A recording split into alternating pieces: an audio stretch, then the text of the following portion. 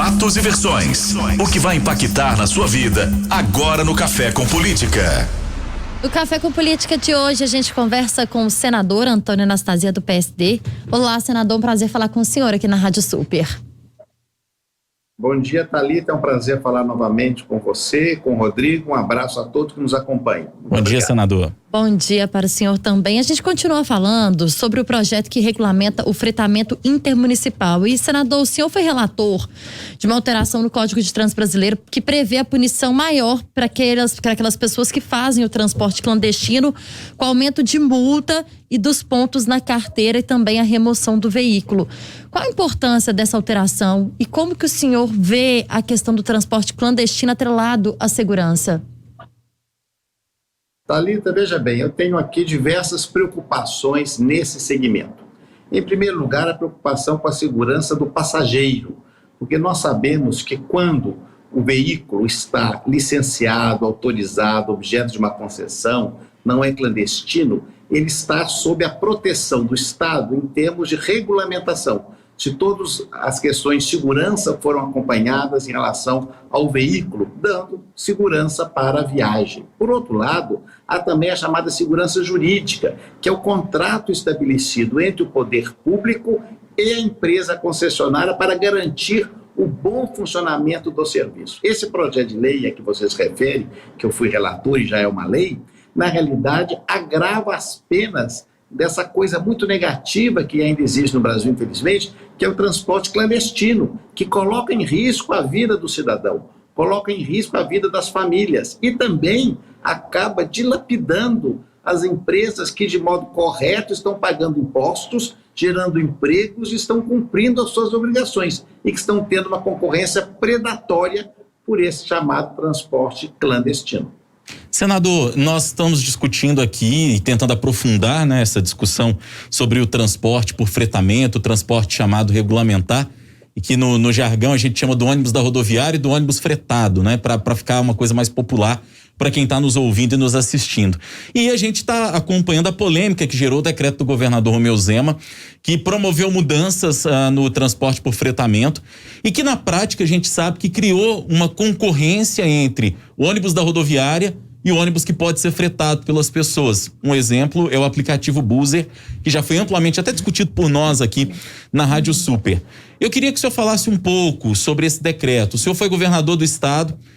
Salvo engano, quando era governador do estado, o senhor trabalhou na regulamentação do transporte, por exemplo, intermunicipal aqui em Minas Gerais. E eu queria que o senhor falasse, é um decreto que, na visão do senhor, ele vai contra a legislação estadual? Muito bem, Rodrigo. Primeiro, mais uma vez, um prazer falar com você. Igualmente. E eu queria dizer que, de fato, muito obrigado. Com todo respeito ao decreto do senhor governador, eu acho que nesse campo o governo não andou bem. Por que motivo?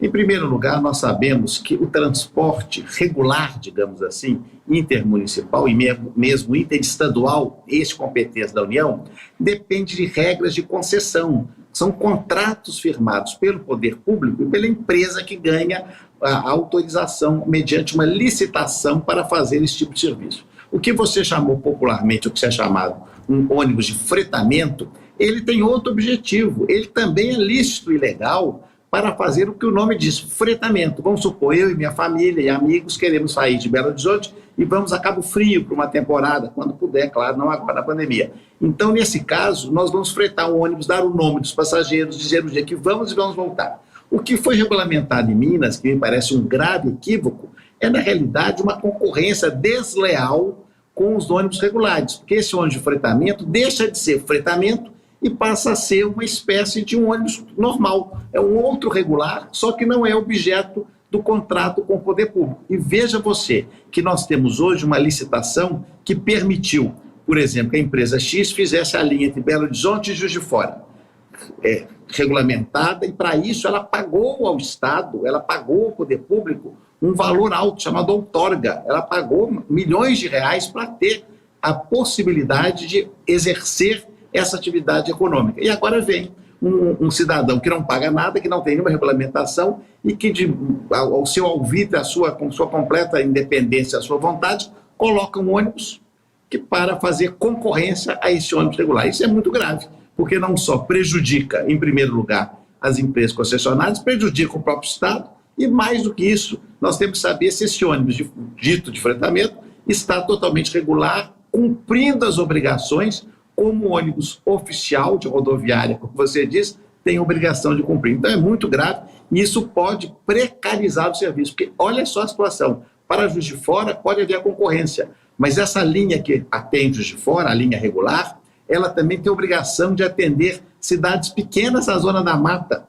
No momento em que ela se precariza, ela não tem condições, ela vai abandonar de atender as cidades menores. Como esse tal Búzia, como se chama, ele não atende as cidades menores porque não há demanda, as cidades menores ficaram desguarnecidas, desprovidas do serviço de ônibus. Olha que calamidade, o cidadão que mora na cidade menor não tem ônibus para vir à capital ou outra cidade, porque a empresa que ele servia quebrou em razão dessa concorrência desleal. Então, acho que, de fato, esse decreto me parece ilegal. Claro que isso será objeto de discussão no âmbito do Estado, mas a minha posição sempre foi essa, inclusive quando exerci o cargo de governador do Estado. Senador, um pouco antes de conversar com o senhor, nós conversamos com uma assessora jurídica do Sindicato das Empresas de Transporte de Passageiros de Minas Gerais, que, claro, é um interessado, esse sindicato, nesse assunto. E logo após a entrevista, a gente viu aqui de repercussão por parte dos nossos ouvintes, muitos deles dizendo, por exemplo, que quando o Uber chegou, e aí a gente faz um paralelo com a situação do Uber e dos ônibus de fretamento, por exemplo, que isso forçou melhorias no sistema público, no táxi, por exemplo, né? Os táxis muitas vezes não atendiam os passageiros como deveriam e que o transporte por aplicativos de carro, ele forçou melhorias para o transporte oficial. E fazem esse paralelo, dizendo que muitas vezes o transporte por fretamento, o aplicativo, como a gente estava dizendo, poderia forçar mudanças num sistema em que muitas vezes o passageiro se sente maltratado também.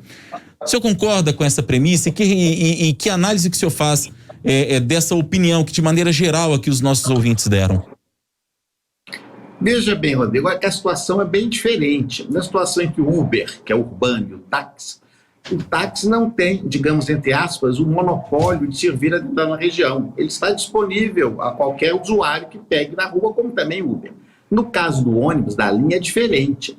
As linhas regulares, como vocês chamam, ela tem a obrigação de, com passageiro ou sem passageiro, o ônibus vai sair sem nenhum passageiro, zero passageiro, mas o ônibus das 8 horas da manhã, que vai para Matipó, que vai para a Serra da Saudade, vai sair da rodoviária.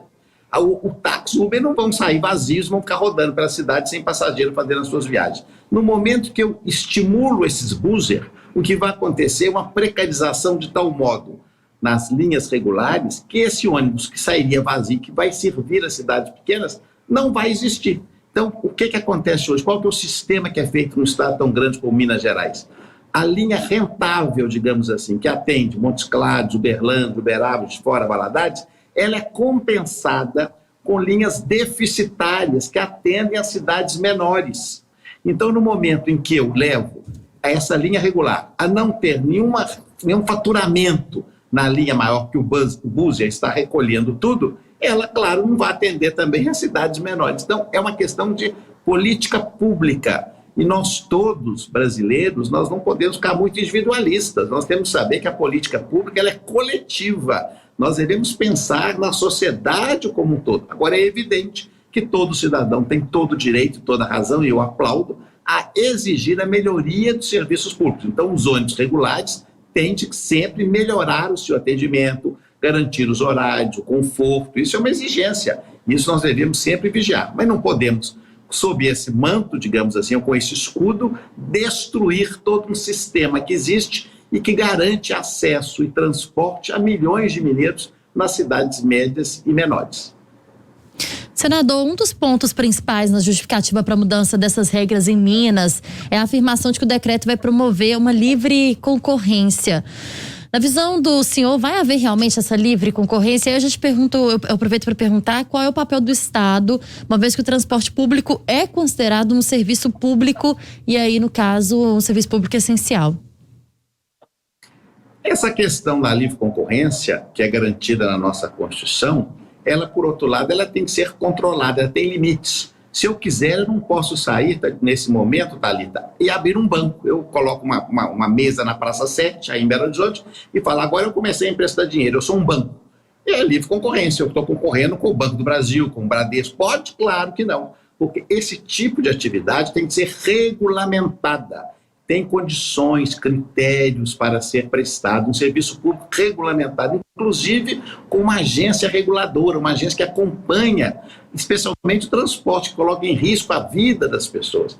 Então, essa questão de liberdade, ela tem que ser olhada sob esse prisma, sob o caráter, de fato, como eu disse há pouco, de uma política pública, de uma sociedade, de outros interesses. Então, é evidente que o transporte, que é um serviço de competência do poder público, tem que ser regulamentado, não pode ser prestado como se abre uma atividade que não oferece risco nenhum. É completamente diferente. Eu dou exemplo do banco, mas poderia dar exemplo de uma questão de prestação de serviço como uma farmácia, um hospital, atividade de saúde, mesmo uma escola que tem critérios a serem observados, uma universidade pelo Conselho Federal de Educação.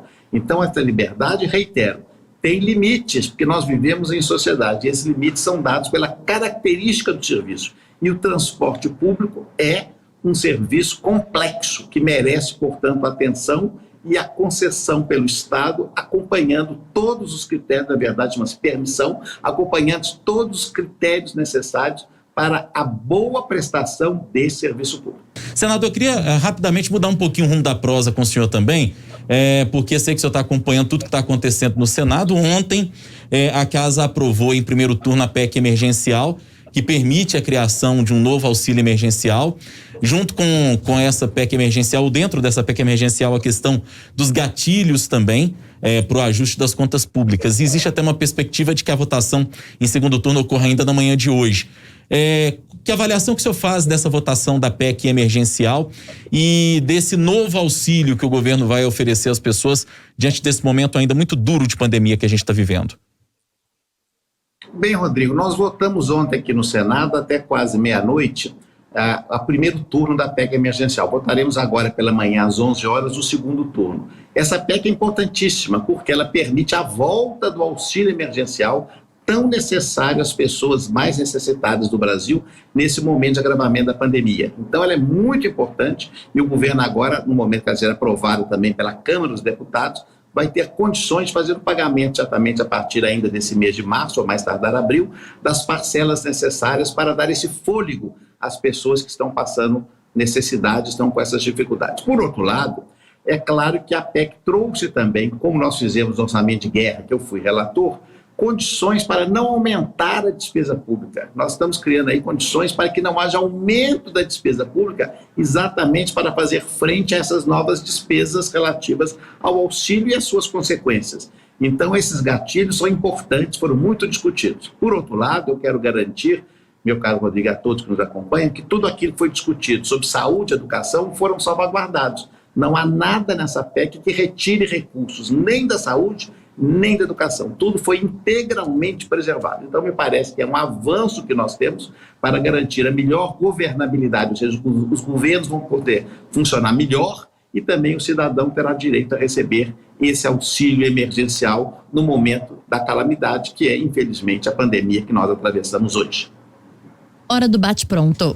No Café com Política, hora do bate-pronto. Senador, você já conhece o quadro, são perguntas objetivas, respostas objetivas, um ping-pong com a gente aqui, combinado? Perfeito. Para começar, então, senador, transporte clandestino. Uma aberração. Transporte alternativo. A palavra alternativa é perigosa, aí eu não posso dar uma resposta, mas se fosse referir a esse que nós estamos discutindo, o bus, eu sou contrário, porque sou a favor do transporte regular. Transporte mais barato? Aí eu sou sempre a favor. PEC emergencial. Muito necessária. Governador Romeu Zema. Tem se esforçado cada vez mais para fazer um governo pelos mineiros, mas com as dificuldades que sabemos. 2022, Calil ou Viana na disputa ao governo de Minas pelo PSD? Ambos meus correligionários do PSD. Portanto, me reservo para responder mais adiante. E todos sabem da minha proximidade, tanto com o prefeito Calil, que faz belíssima administração, como com o senador Viana, meu colega aqui da bancada. Ai, senador, o senhor saiu super bem. Todo mundo aqui esperando a resposta, mas não teve jeito, né? Numa próxima, então, a gente fala sobre esse assunto. A gente vai voltar e vai apertar um pouquinho mais o senhor sobre isso. Claro. Senador Antônio Anastasia, do PSD, foi nosso convidado de hoje, falando aqui a respeito desse decreto sobre o transporte por fretamento em Minas e também sobre a PEC emergencial que vai mexer muito na sua vida, na vida de você, principalmente, que está mais impactado pela pandemia. Gostaria de agradecer, viu, senador, inclusive reconhecer o seu empenho de falar com a gente aqui, porque sei que a agenda no Senado aí tá corrida, daqui a pouco tem votação, o senhor fez questão de manter o compromisso assumido com a gente aqui. Muito obrigado, prazer falar com o senhor mais uma vez. Muito obrigado, Thalita, Rodrigo, eu que agradeço a todos que nos acompanham pelo programa de vocês, cada dia mais aplaudido e reconhecido. Um bom dia a todos. Ótimo dia para o senhor também, senador.